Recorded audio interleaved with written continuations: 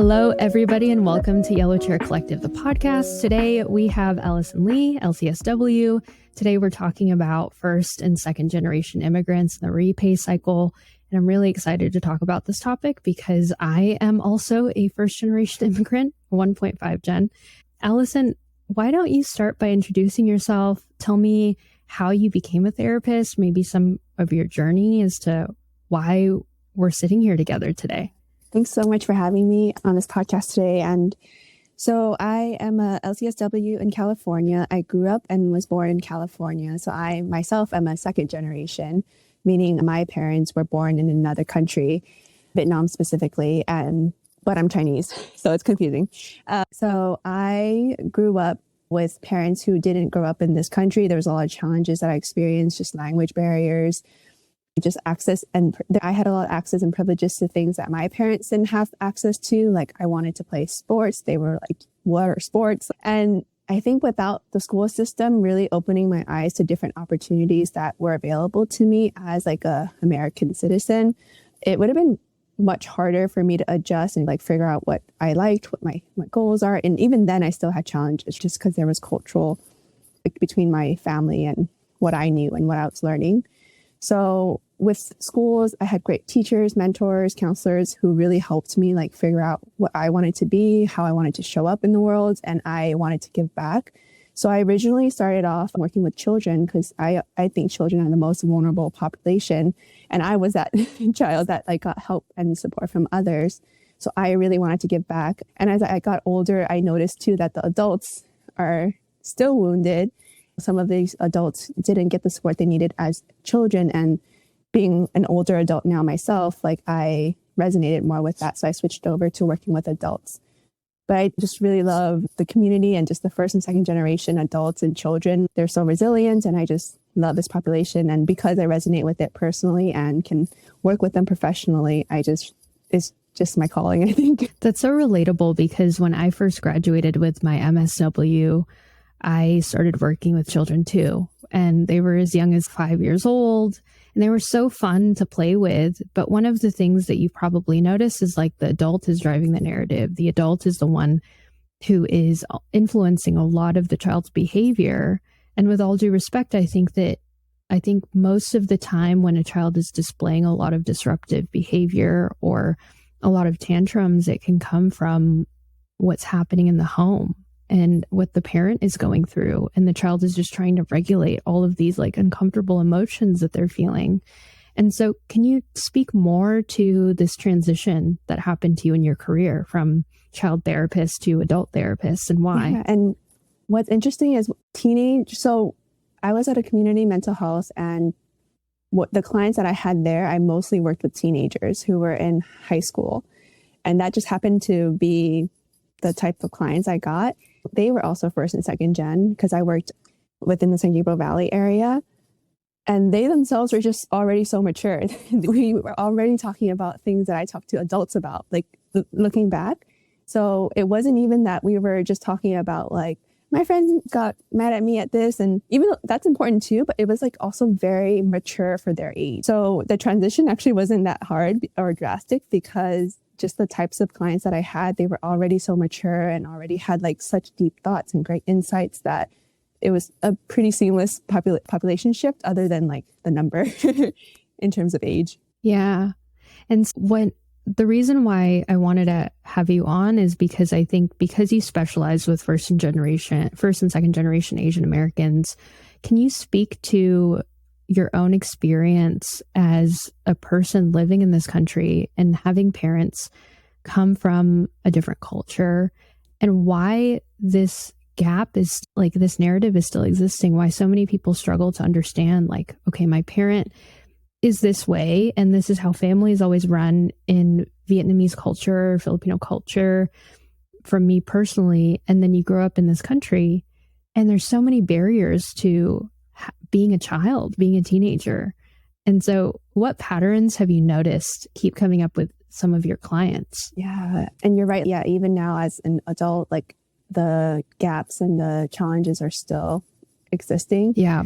But some of the patterns I think predominantly start with language first, even with technology these days and just having more access to different knowledges, even within the Asian American community, there's so many different languages. And even within like my own immediate family, we speak Vietnamese, not me, my parents speak Vietnamese and Chu Chao, and they spoke something else. But just having access to understand information is so important, right? And when there's so many dialects, and if even the more common dialects aren't available to have the information be given to anyone, it's just really hard. I think that's just like the main thing. And I think a lot of fear, just because assimilating, acculturating, and just adjusting to a new country just takes a lot. So there's a lot of trust that needs to be built. And when people don't see people of similar skin color or like interest, language, it gets really hard to build that trust to actually even explore and do more.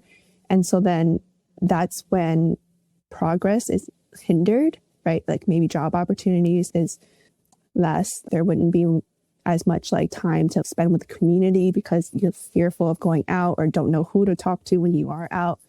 And so I think language is such a huge thing. And then when children who later become adults have access to that language, a lot falls on them just naturally because they have that privilege of being able to speak English or whatever other language that can help the family. So I think just naturally having the differences in language and being able to like just feel comfortable even asking questions and obtaining the resources is like the main theme that I'm seeing. Yeah.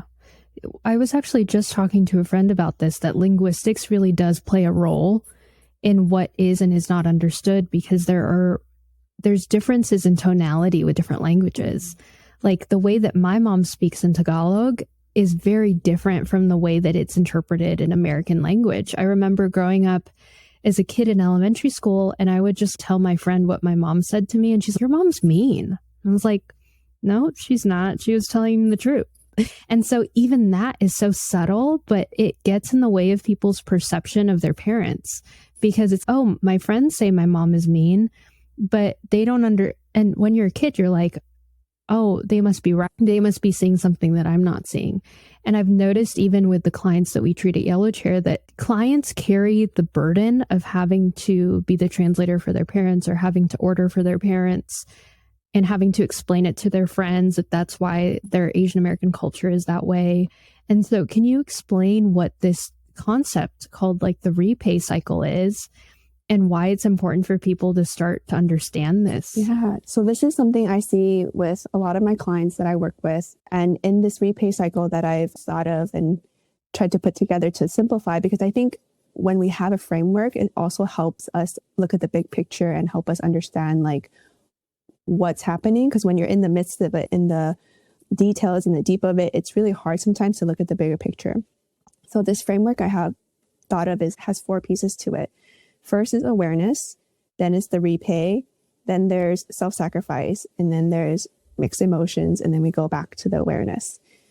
So in the awareness, being a first and second gen, the child/adult, they themselves could have that awareness of the differences in access and privileges that they have. So they themselves could be the ones that want to give back to the family, right? Oh, I can speak English, so let me help them with this. I can do paperwork. I want to help them. It could also be from the parents or the caregivers, grandma, grandparents, right? Wanting that assistance because they know they are also aware of the fact that they don't have that skill, the knowledge, or whatever it might be to complete this task that needs to be done for the family. Then the awareness could also be on both ends, right? Like the child, adult could be like, I want to give back. And then also there's pressure from family to give back and help out.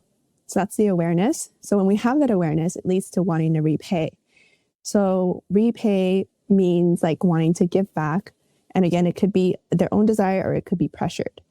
So when they're repaying, they can be helping out with time, could be helping out with money, could be helping out with just like around the house, doing chores, or even like emotional support. Because again, going back to the language piece, if there is not a lot of people to talk to who are they going to talk to? So then the repay can be done in those ways, for example. And of course, the financial piece might be more so for adults, where once they're able to work. Then it comes to the self-sacrifice. So when this happens and we see our loved ones benefiting from it, we are helping them, we feel good, we may end up like doing it even more, where this either, again, it could be I don't know if self-imposed is the right word, or they just chose it themselves.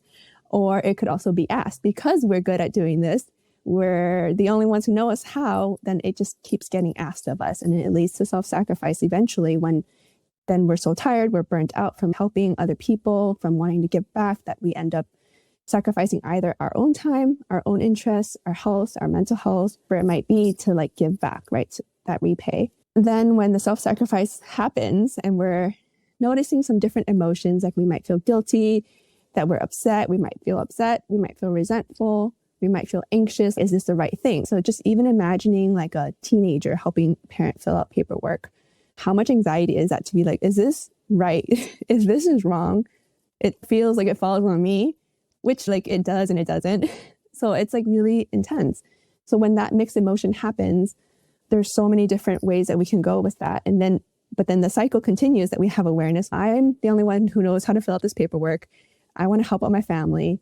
And then it just keeps going in a circle, right? And when that happens so much, that's when I see my clients and a lot of first and second gen burn out. They are burnt out, they're overwhelmed, they're depressed, they could be anxious.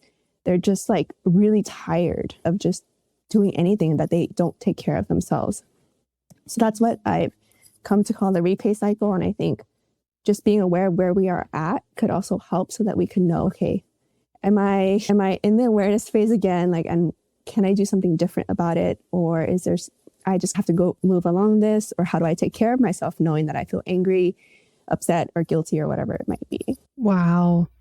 I think what you did in the structure of this narrative is I think in storytelling structure, they call it like twisting the knife, where I can imagine for the listener who is a second generation immigrant having to take care of all of these things. Like, one of the biggest questions that someone might be asking is, okay, Allison, so what? Okay, like you told me my entire life, you told me that this is what I'm struggling with. What then is the solution? How then can someone get out of this burnout and begin healing? Yeah, I think it's hard. It's really hard, because I think having the knowledge that this is happening in the first place can be also hard to sit with. Yes. Just knowledge alone. And then thinking about like, where am I? So for example, if we're in the mixed emotions piece where we're feeling angry and resentful and irritable, I think it's just practicing that self-compassion, right? It makes sense that I would be angry towards my mom, my dad, my grandma for helping them with this paperwork for the 5th time, because I'm tired, right? And it's not to say that we won't do it, but it's just to have that self-compassion and really understand that, yes, you are going to be upset, and that's fine. It doesn't mean that you hate them. It doesn't mean that you're not going to help them, or maybe it will, but that's up to you. It just means that there's a reason for this. You didn't wake up, I'm going to not like my parents today. And I think that's really important for being aware of where you are at in the cycle. And then when you go back to awareness, I think also being aware of the fact that, oh, like I feel this way because of these things. Is there a way that I could also then lessen that? Can I ask someone else for help? Can I do this tomorrow? Or what else can I do to take care of myself if I'm feeling burnt out? Right? So that we just don't continue the cycle in the same intensity. Maybe it's still going to be the same cycle, but at least we can add in 10 minutes of not talking to anyone in my room or outside or something like that. It just doesn't intensify so much that we end up not doing anything, or we get stuck in the mixed emotions for too long and we just don't feel good. Yeah. So I'm hearing you say self-compassion, giving yourself the space to not do anything, giving yourself time to just pause.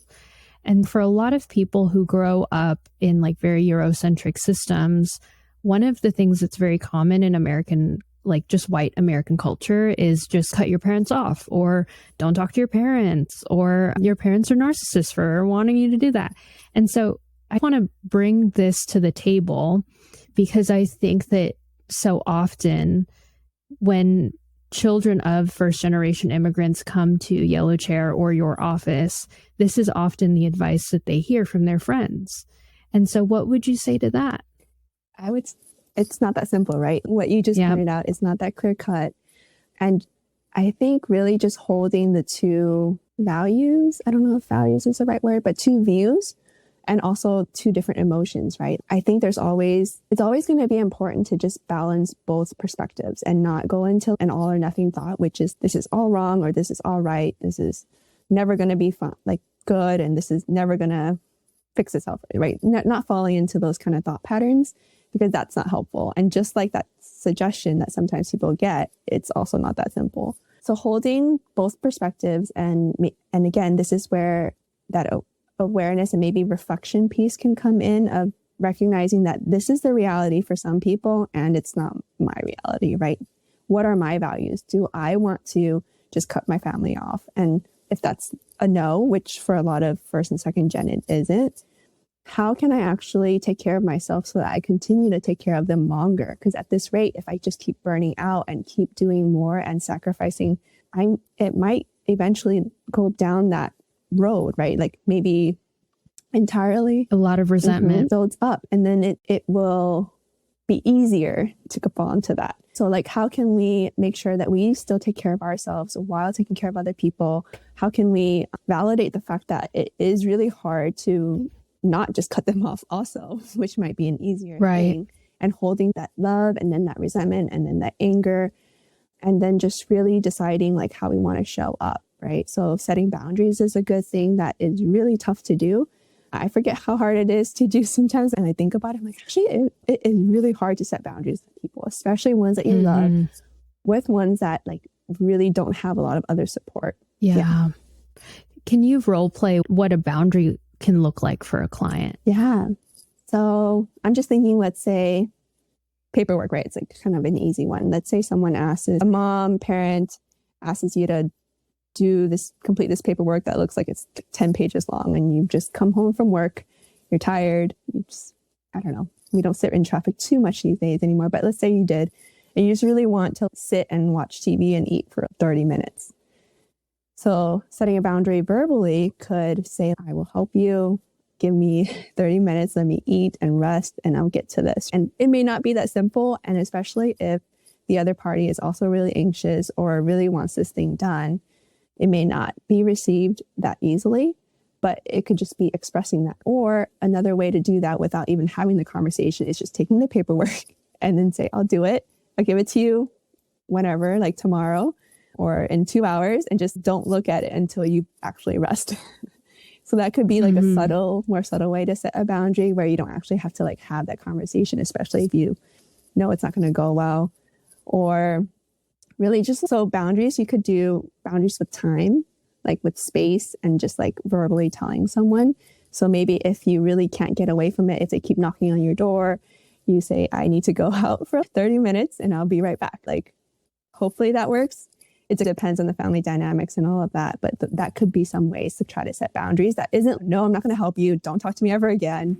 That extreme thinking.